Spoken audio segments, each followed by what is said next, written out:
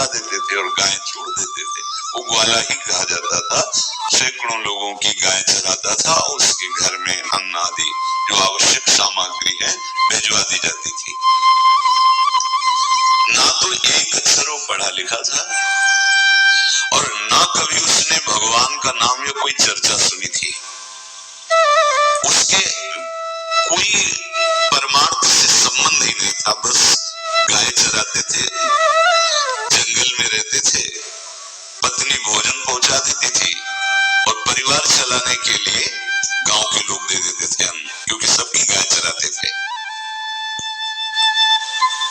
ना तो उसको किसी धर्म का ज्ञान था, न किसी साधना का ज्ञान था। एक दिन देखा जंगल से एक मंडली जा रही संतों की। ओ श्री राम जय राम जय जय राम, श्री राम जय राम, ऐसे कीर्तन। संत जन पहले मंडली बना के चलते थे, तो नाम कीर्तन पद कीर्तन ऐसे। उसको बड़ा आनंद आया। उसको लगा कि इतने झूम झूम कर संत जन गा रहे हैं, किसी से बात नहीं की, पकड़ लिया। अब पूरा तो नहीं, बस उतना राम राम राम राम ऐसे करने लगा। देखो कई बार कहा, यदि आप बिना गुरु मंत्र के भी नाम जप करेंगे तो नाम जप आपको गुरु तक पहुंचा देगा, क्योंकि गुरु प्रदत्त नाम भगवत साक्षात्कार कराता है। 50 वर्ष की अवस्था लगभग हो गई थी। कभी कोई तीर्थ याटन, धर्म कार्य, शास्त्र स्वाध्याय, सत्संग कुछ नहीं। देखो कृपा, विश्वास, तो अलौकिक ढंग से नाम में मिठास लगने लगी उसको। जोर जोर से कभी कभी नाच पड़ता, चरवाहा गाता, तो और जो लोग थे उसका उपहास करते।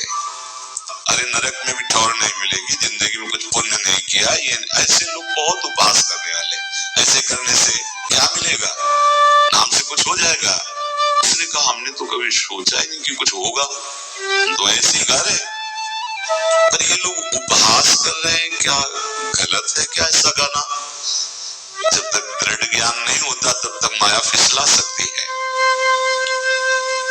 उसने कहा कि हम किसी लाभ के लिए, बैकुंठ जाने के लिए या कोई लाभ के लिए नहीं जपते, हमें तो अच्छा लगा, वो गा रहे थे संत जन तो हम गाने लगे। क्या सही में आप लोग समझते हैं कि गलत है?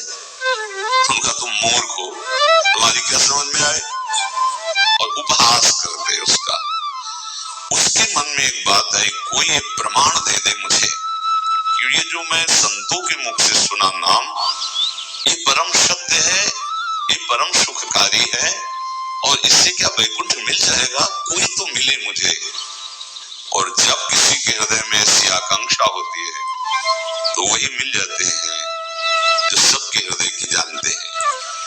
एक दिन उसने देखा जब लोग दिल्ली हंसी मजाक कर रहे थे, उसी समय एक लंगोटी पहने हुए, हाथ में कमंडल और दंड धारण किए कोई वीतराग परमहंस दौड़ा, चरणों में गिर गया।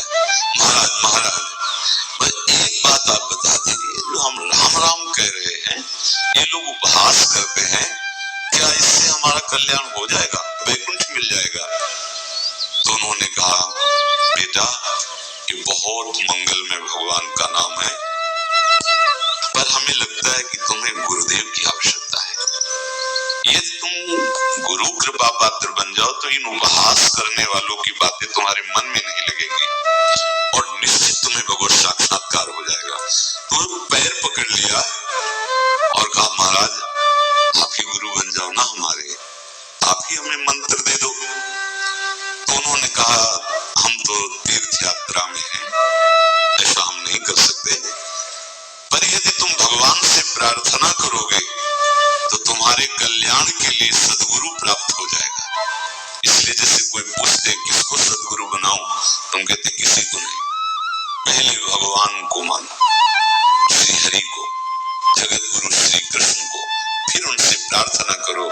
यदि आप आवश्यक समझते हो कि सदगुरु के रूप में आप आकर के हमारा कल्याण करेंगे तो मुझे पहुंचा दो या आप स्वयं आ जाओ। मैं नहीं खोज कर पाऊंगा, मेरी वो दृष्टि नहीं है कि मैं किसी महापुरुष को पहचान सकूं। मैं तुमसे सत्य कहता हूं, सदगुरु की जो शरण में हो गया तो तो उसके जीवन नौका की डांट सदगुरु अपने हाथ में ले लेते हैं। फिर उसको कोई भय, कोई उपहास, कोई लज्जा नहीं सताती। वो सुख पूर्वक इस दुखद अपार संसार समुद्र से पार हो जाता है। पर बेटा तेरे ऊपर भगवान की बड़ी कृपा है, क्योंकि तू संतों को मानता है। तू मेरी बात पर विश्वास कर ले, अंदर से तू एकांत में रो, तुझे सदगुरु मिल जाएंगे। अब ऐसा कहकर वो अपने राह में चले तीर्थ यात्रा के लिए। अब वो खोजता, एकांत में बैठकर देखता, कभी कभी वो पेड़ पे चढ़ जाता कि कोई संत तो नहीं आ रहे हैं। अब उसके लिए वहां भोजन पहुंचाता, पाता, गाय देखता और बस खोज करता कि सदगुरु आ जाए, सदगुरु आ जाए। बहुत समय व्यतीत हुआ पर उसका विश्वास नहीं टूटा कि संत ने कहा था कि तुम भावना करो कि सदगुरु आ जाएंगे। भगवान सदगुरु बनकर के आए, वही है सदगुरु। देखा सामने से बड़े तेजस्वी महात्मा, बड़े तीव्र गति से आ रहे। वो दौड़ा, गुरुदेव गुरुदेव, चरणों में लौट गया। चरणों में देवी गिरा तो एक विशेष दौड़ी उसके हृदय में, बात बन गई, गुरु मिल गए। वो खड़े हो गए, देखते ही सात्विक भाव उत्पन्न हो रहा है, आंसू निकलने लगे। देखते ही मन में आया कि जो संत कह रहे थे सदगुरु मिल जाएंगे, यही हमारे सदगुरु है। हृदय में उत्साह, आतुर आवाज, प्रभु मुझे भवसागर से पार करने वाला गुरु मंत्र दे दो। ऐसे थोड़ी दीक्षा दी जाती कि गली चलते दी जाए, दूंगा। जा पहले स्नान करके आ, फिर एकांत स्थान में बैठेंगे, फिर तेरे को उपदेश देंगे। बोला महाराज मैं जंगली आदमी हूँ, गाय चराता हूँ, हमारा घर बार से कोई आना जाना नहीं, यही भोजन आ जाता है। संत ने कहा अच्छा स्नान करो। स्नान करके एक पेड़ के नीचे, भाई मैं तुझे कुछ नियम दूंगा, कुछ शर्त। तो महाराज गंवार आदमी, ना हम आपका कोई नियम पालन कर पाएंगे, ना कोई व्रत पालन कर पाएंगे, ना कोई साधना कर पाएंगे। आप देख लो हमारी हालत, 50 साल का हूँ, पढ़ा लिखा बिल्कुल नहीं, कोई धर्म कर्म नहीं जानता, गाय चराता हूँ। मुझसे बहुत बातें नहीं सदेंगे, अगर एक कोई बात बता दो तो प्रण करता हूँ जिंदगी में प्राण त्याग सकता हूँ, पर एक बात कोई, एक नियम कोई दे दो। हमें बहुत नियम तो नहीं समझ में आएगा, एक कोई बात बता दो कि ऐसा कर लेना और मंत्र जपना, तो हम प्राण त्याग सकते, पर आपकी आज्ञा उल्लंघन पर बहुत हम बातें नहीं मान पाएंगे, क्योंकि हमारे इतना ज्ञान नहीं है। गोपाल के वचन सुन करके बहुत प्रसन्न हुए संत भगवान। एक नियम तुझे देता हूँ, हमारे आराध्य देव श्री कृष्ण है, गोविंद है। आज से तुम्हारे आराध्य देव गोविंद है, हाँ श्री कृष्ण है। बिना उनको पवाए तुम्हें पाना नहीं है, बस यही तुम्हारे लिए नियम है। तुम्हारे पास जो आवे, सूखी रोटी, दूध, छाछ, जो भी, बिना उनको पवाए पाना नहीं है। सीधा सरल आदमी। गुरुदेव प्राण चाहे चले जाए, बिना उनको पवाए आज के बाद कभी जिह्वा पे कुछ नहीं जाएगा, ऐसा गुरुजन आदेश करते हैं वैष्णव मार्ग के पथिकों को कि जल भी बिना अर्पित किए मत पियो। अगर आप बिना अर्पित किए पीते हैं तो आपकी बुद्धि में इष्ट देव के प्रति ममत्व नहीं आ पाएगा, नहीं आ पाएगा। अब तो गोपाल नाच पड़ा कि गुरु मिल गए, गुरु मंत्र मिल गए और इष्ट का पहचान मिल गई। उसी समय घर से भोजन आया, वही कभी चटनी रोटी, ऐसे ही बैठा एकांत वृक्ष के नीचे। आओ गोविंद भोग पाओ। अब गोपाल विचार में लगा कि आ तो रहे ही नहीं, और गुरुजी ने कहा बिना पवाए पाना नहीं। पूरा दिन व्यतीत हो गया। गुरुजी कहते घट घट में विराजमान भगवान है, तो कहीं से भी प्रकट हो सकते हैं। तो अंदर मंत्र जपता हो, कहता आओ भगवान, पाओ आके, नहीं आए। महाराज हमारे गुरुदेव ने आपका ध्यान जो बताया था वैसे ही आओ, आप पाओ आकर के। रात्रि हो गई, देखा प्रभु नहीं है तो भोजन उठाया, गाय को पवा दिया, तो बहुत सी गाय थी, भूखा रह गया। दूसरे दिन फिर भोजन आया, एक पत्ता टोरा, जल से छिड़का पत्ते को और भोजन रखा। भगवान को फिर पुकारा, आओ प्रभु। गुरुदेव ने आज्ञा की, बिना आपको पवाए हम अपनी जबान में नहीं रख सकते। शाम हो गई, रात्रि हो गई, फिर गौ को दे दिया, नहीं पाया। अभी तो 50 वर्ष की अवस्था और गौओं के पीछे दौड़ना और भोजन पाना नहीं, शरीर में सामर्थ्य धीरे धीरे कम होने लगी। तीसरा दिन, चौथा दिन, पांचवा दिन, छठा दिन, सातवां दिन, दीनानाथ प्राण चाहे निकल जाए, हम गुरु की आज्ञा नहीं तोड़ सकते। अगर आप नहीं आएंगे तो भूखों मर जाऊंगा। पर हम ये बात चरवाहा है, कोई साधना पूर्व की नहीं। गौ सेवा के प्रताप से उससे संतों में प्रीति हो गई, नाम की कृपा से, गुरु की कृपा से नामी की प्राप्ति की चाह। ऐसे कई दिन व्यतीत होते, अस्थि मात्र हो रहे शरीरा। पूछते कि क्या बात है, भोजन तो हम रोज लाते हैं, आप रोज लेते हैं, क्या पाते नहीं? आपका विषय नहीं। शिक्षा मिलती है, अपने गुरु उपदिष्ट साधन को किसी से बताना नहीं चाहिए। गुरु उपदिष्ट साधन जब तक सिद्धावस्था न पहुंच जाए तब तक गुप्त रखा जाता है। जो जैसे आप सत्संग सुन रहे हो, इसमें कोई वचन आपको लगा, पकड़ लिया, और वो जीवन में तभी बोलना जब उसका प्रभाव हमारे जीवन में आ जाए। नहीं ऐसे नहीं बोलना, नहीं तो निकल जाएगा। और अगर रोक लिया तो मंथन करेगा अंदर और आपको उसमें स्थित कर देगा। एक भी शब्द नहीं बताया कि हमारी गुरु दीक्षा हो गई, गुरुजी ने कहा था पवा के पाना, और इतने दिन हो गए भगवान तो आ नहीं रहे, इसीलिए पा नहीं रहे, तो हमारी ये दशा है। देखो आज का समय ऐसा है कि प्रगट में सब इंद्रियों के पोषण की व्यवस्थाएं भगवान दी, चाहे गृहस्थ हो चाहे विरक्त हो, लेकिन क्या हमारे अंदर निष्ठा है ऐसी? सबरी जी जब उनके गुरुदेव पधारने लगे तो चरणों में रो के गिरे कि प्रभु, इस पूरे विश्व में मुझ अधम को सिर्फ आप ही प्यार करने वाले, आप ही ने दुलार करके मुझे रखा, नहीं सब जगह ठोकर मिलती, कोई भी संत महात्मा हमारी तरफ देखना नहीं चाहते। और प्रभु आप जा रहे हो, आप कैसे जीवन जानते हो क्या कहा? हम तो भजन के प्रभाव से भगवान के धाम जा रहे हैं। बेटा भगवान स्वयं चलकर तुम्हारे पास आएंगे। सबरी जी बहुत वर्षों तक कभी गुरु के वचनों पर अविश्वास नहीं हुआ, क्योंकि कहते थे भगवान आएंगे, रोज पावड़े डालती हूँ, सोहनी लगा के दिल छिड़कती हूँ, रोज पे लगता है फुसला तो नहीं दिया गुरु जी ने? नहीं, गुरु के वचन भगवान आएंगे। शायद ऐसा वर्णन की शास्त्र हजार वर्ष सोचो जरा, और भगवान आए और सबरी पर निहाल किया। ऐसे हो गुरुदेव ने कहा भगवान आए, जब तक वो ना पाएंगे तब तक हमने कहा कि और उनका उद्देश्य अलग था कहने का कि आप भगवान को भोग लगा के पाइएगा और भजन कीजिएगा तो मंत्र के प्रभाव से तुम्हारे मानस पटल पर भगवान दिखने लगेंगे। ऐसा होता है, और सीधा आदमी सीधा समझा, जब तक भगवान नहीं पाएंगे तब तक हमें नहीं पाना। 18 दिन बीत गए, कुछ न खाना न पीना।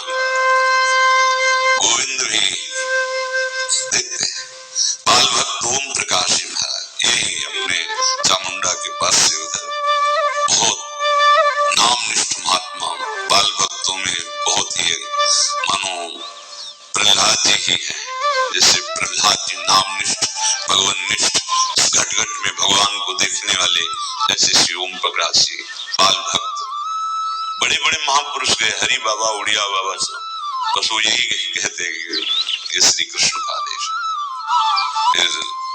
शायद 50 के भी ऊपर दिन गए थे, ऐसे 70 दिन तक उस महापुरुष ने कुछ नहीं खाया। सशरीर अंतर ध्यान हुए, आज समाधि उनकी बनी।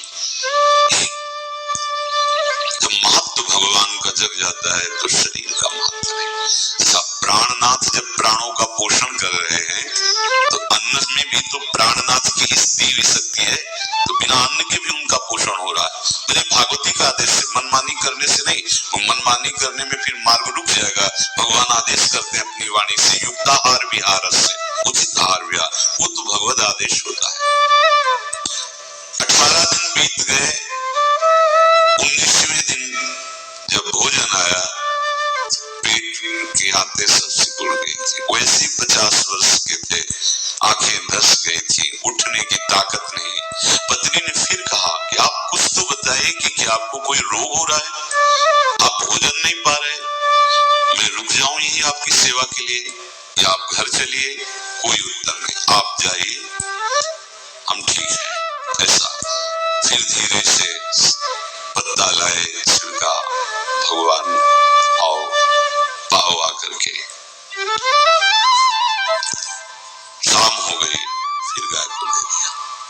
विचार कर लिया कि अब मरना ही है, मुझे जैसे अधम के पास भगवान तो आएंगे नहीं, वो तो भगवान है, पर मैं अपने गुरु के वचन नहीं तोड़ सकता, मर चाहे जाऊं। 27 दिन व्यतीत हो गए, एक कवल भी अन्न नहीं पाया। न चलने की शक्ति थी, न पत्ता लाने की शक्ति थी, न जल छिड़कने की शक्ति थी। जिस पात्र में भोजन लाई थी, लेटे ही लेटे खोला और कहा, प्रभु मुझे पता है आप इस शरीर से नहीं मिलोगे, आप जान लो मैं अपने गुरु की आज्ञा का उल्लंघन नहीं करूं। ये मतलब जितने महान हुए हैं सब निष्ठाओं में निष्ठावान हुए हैं, अपने लोग फिसल दिए हैं। जरा सा कोई दुख, जरा सा कोई सुख, फिसल जाते हैं। प्राण अनंत जन्मों की बिगड़ी 27 दिन क्या होते हैं? क्या होते 27 दिन? अनंत जन्मों का जमा कूड़ा करकट भगवान साफ कर रहे हैं। इस जो तन्मयता, गुरु निष्ठा, जो प्राण भूख से व्याकुल, सब भस्म हो रहे पाप अनंत जन्मों के। अनंत जन्म, जैसे हम सोचे कि भगवान इतने निर्दयी कैसे? नहीं निर्दयी, आत्मा को कुछ फर्क नहीं पड़ता। और शरीर में जो किए हैं जन्म जन्मांतरों के, वो निष्ठा के कारण दुख नहीं पहुंचेगा। निष्ठावान को दुख नहीं पहुंचता, वो आपको दिखाई देगा दूर से, उसको दुख नहीं पहुंचता, क्योंकि निष्ठा का कवच है, वो कभी कोई भेद नहीं सकता। किसी भी माया के यंत्र में ताकत नहीं कि निष्ठा को भेद सके, उसी को निष्ठा कहते हैं, नहीं भेद पाएगी। 27वां दिन है, पति की दशा देख करके कहा, स्वामी अब तो आप कहोगे भी तो मैं नहीं जाऊंगी, हम आपकी दशा इशारे से कहा आज भर चली जा, क्योंकि उसको लग रहा था प्राण निकल जाएंगे। आज भर चली जा, फिर कल से जैसी तेरी, आज चली जा। इशारे से बोलने की भी सामर्थ्य नहीं थी। गोपाल के आंसुओं की धारा चल रही, बड़े बड़े धीरे से खोला जो भोग है, और अंतस्थल, आज बोल भी नहीं पा रहे, अंतस्थल से कह रहे, प्रभु अब चाहे आके पालो या लिवा जाके पवा देना, देख लो आप, आखिरी है, आके पालो या लिवा जाना, अपने यहाँ पवाना, क्योंकि हमारे यहाँ तो पाए नहीं। आप बड़े प्रेम से अंदर से आवाज आई, गोपाल खुली, क्योंकि बोलने की हिम्मत नहीं, अंदर से प्रार्थना की थी। गोपाल ओ अमृतमय, गुरुदेव ने कहा था कि उनकी वाणी से अमृत बरसता। एकदम आँख खुला, देखा वही पीतांबर, वैसी मोर मुकुट, वही मुरली, वही करधनी, वैसी नूपुर, वैसी ललित त्रिभंगी। गुरुदेव ने जैसा वर्णन किया था वैसा ही सुंदर रूप गोपाल के सामने। प्रभु मुखमंडल की मनोहरता देखकर निहाल कर देंगे। थोड़ी पीड़ा सहनासी को सहत सहत बाढ़े भगति, ग्रहतन गुरु हितगार, ग्रहतन गुरु हितगार हार अपनी गरिमा। सेवती कह रहे, देखो ग्रहतन गुरु हितगार हार अपनी कर, तन मन प्राण गुरु वचनों पर न्यौछावर, जो भी सहना पड़े सहूंगा। मिल गए प्रभु, प्रभु दूर नहीं है, प्रिया प्रीतम बहुत कृपालु है। मानो करोड़ करोड़ काम की सौंदर्यता को हे करते हुए प्रभु के लावण्य का प्रकाश हो रहा है। मनहारिणी मुरली जैसे कहा था अधरों में रखो, वैसे अधरों में विराजमान। अच्छा, खास बात है ना कोई गाय देख पा रहे, नहीं कोई और चरवाहा देख पा रहा। ये भगवान को जैसे सभा में किसी से बात करें, भगवान किसी से मिले तो पास बैठा व्यक्ति भी नहीं देख पाएगा ना जान पाएगा, क्योंकि प्राकृतिक इंद्रियां, प्राकृतिक शरीर और वो चिदानंद में, वो तो इसको दर्शन देंगे तो पहले दृष्टि प्रदान करते हैं। भगवान जिससे मिलते पहले दृष्टि प्रदान करते हैं, तो गुरु रूप से दृष्टि प्रदान। ये जो अंतर में पुकारा ना, वो अंतर दृष्टि खुल गई, सामने देखा।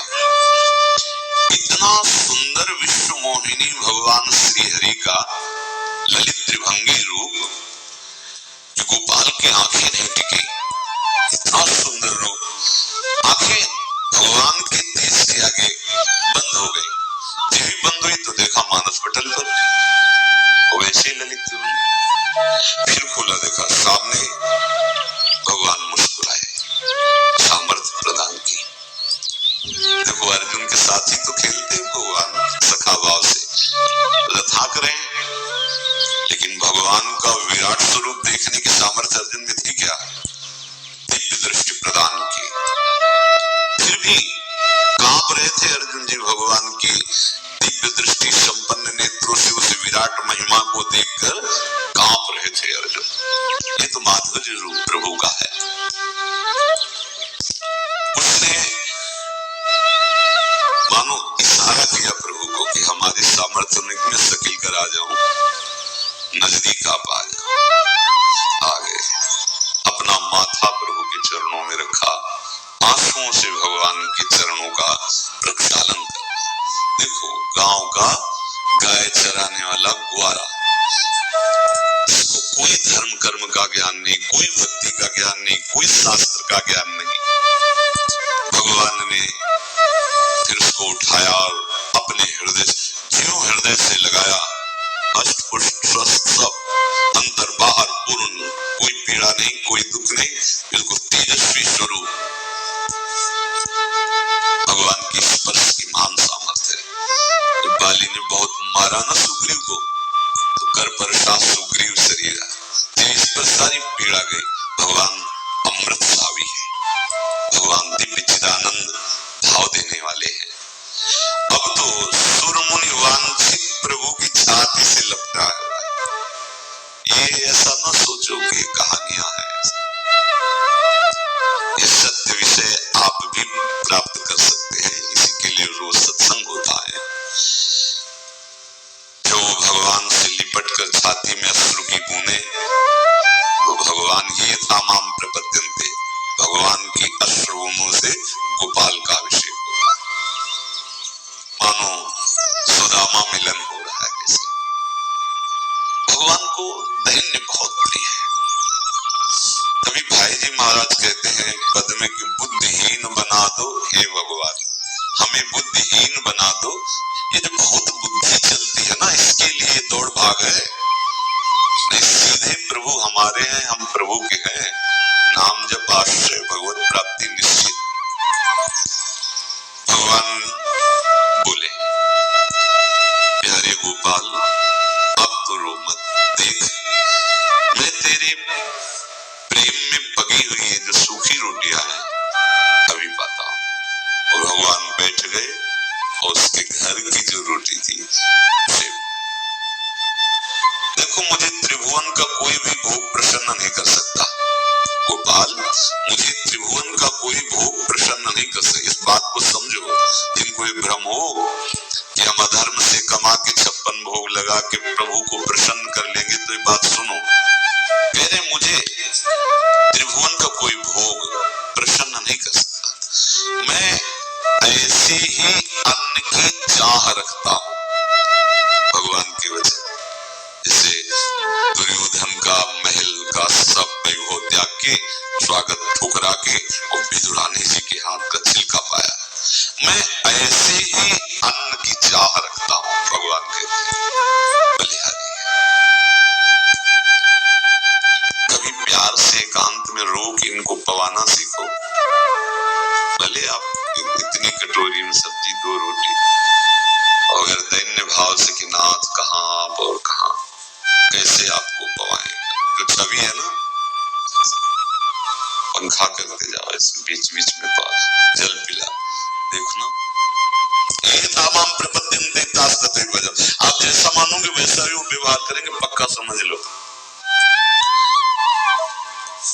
गोपाल जो सच्चे हृदय से मुझे पुकारता है मैं अवश्य उसको मिलता हूँ, जो प्रेम पूर्वक मुझे पवाता है मैं अवश्य उसका पाता हूँ। पत्रम पुष्पम फलम तोयम ये में भक्त्या, भक्ति पूर्वक जो पवाया, भक्ति पूर्वक का मतलब धन्य। अभक्त में अहंकार होता है, देखो ये किया मैंने, वो भगवान स्वीकार नहीं करते। वो आपका शुभ कर्म बन सकता है, वो भी धर्म से कमाई की है तो, पर भगवान की प्रसन्नता का हेतु होगा दैन्य। जहां भी देखो हमारे स्वामी को, जहां भी देखो दैन्य में बिके हुए पाए गए, दैन्य में। और ये दैन्य किसी बाजार में नहीं मिलती, ये दैन्यता बनावटी नहीं होती, ये वस्तुतः हृदय की होती, भगवत प्रदत्त ही होती है। पर जो संत सदगुरुदेव की आज्ञा का अक्षरशः पालन करे तो इस दैन्य का निश्चित प्रादुर्भाव हो जाएगा, अहंकार गलित हो जाएगा। मैं किसी भी वस्तु का कभी भूखा नहीं हूं। मानो गोपाल के बहाने से हमको समझा रहे हैं क्या चाहिए भगवान को, क्या चाहिए। कुछ भी कर लो, माना कि तुम तात्कालिक वर्तमान दुख को मिटा सकते हो, तात्कालिक, लेकिन संपूर्ण दुखों को मिटाने के लिए हरिनाम गरज रहा है, राधा नाम गरज रहा है। आपसे प्रार्थना है, समझो इस बात को। कलयुग केवल नाम आधारा। देखो सुन के राम राम शुरू किया, मिल गए सिद्ध सदगुरुदेव, दे दिया मंत्र, बता दी निष्ठा, और मिल गए भगवान। और भगवान कह रहे हैं अब तेरे जीवन में कभी दुख का लेस नहीं रहेगा, तो अब घर जा, अब किसी की गाय चराने की जरूरत नहीं, कुल परंपरागत तेरे लक्ष्मी बढ़ती रहेगी, तुझे कुछ करने की जरूरत नहीं। देखो बड़े बड़े सोने के पहाड़ किसी सुनार ने बनाए क्या? प्रभु ने तो बनाए।